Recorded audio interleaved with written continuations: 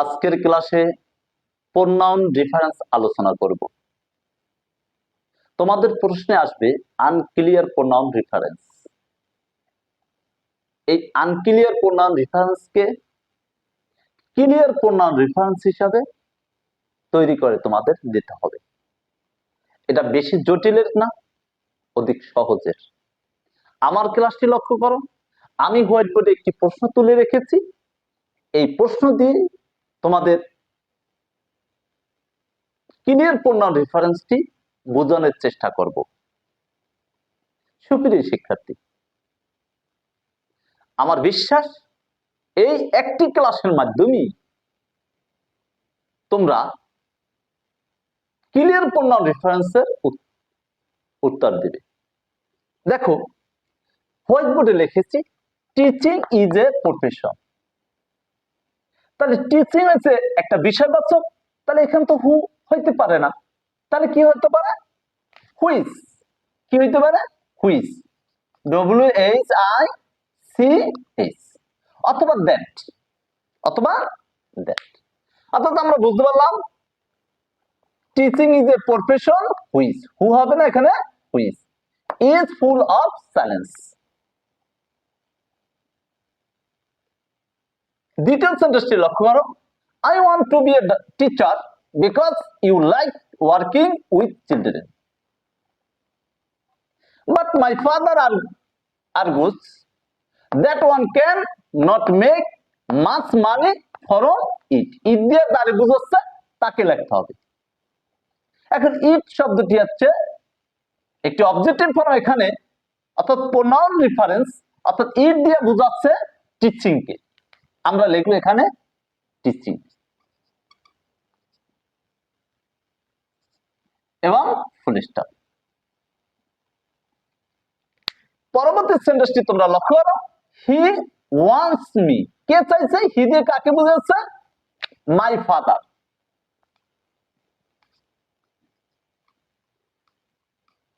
My father wants me to look after their farm. তা আমার বাবা সিঙ্গুলার, এই জন্য দেয়ার হবে না, his farm, his farms in state. তাহলে এই দেয়ারের পরিবর্তে আমরা এখানে হিজ লিখছি, বাট এখানে আছে দিস। এই দিসের পরিবর্তে আমরা লিখব the idea. Idea does not inspire me much. সুপ্রিয় শিক্ষার্থী, তোমরা একটা বিষয় লক্ষ্য রাখো, এই সেন্টেন্সটা পরিবর্তন করছি, হুর পরিবর্তে হুইচ লিখছি, আর বাকি অংশ যা আছে দেখে দেখে আমরা প্রশ্নে তুলে নেব। এবার দ্বিতীয় সেন্টেন্সে যা আছে হুবহু একই রকম আমরা এখানে তুলে নেব, কারণ দ্বিতীয় সেন্টেন্সে কোনো পরিবর্তন করতে হবে না।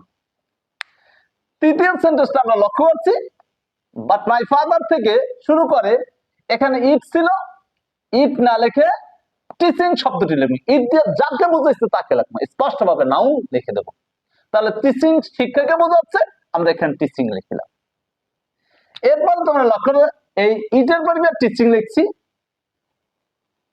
আবার এখানে লিখছে হি, হি ওয়ান্টস, মানে কে চান? তিনি চান। তিনি বলতে কে? My father.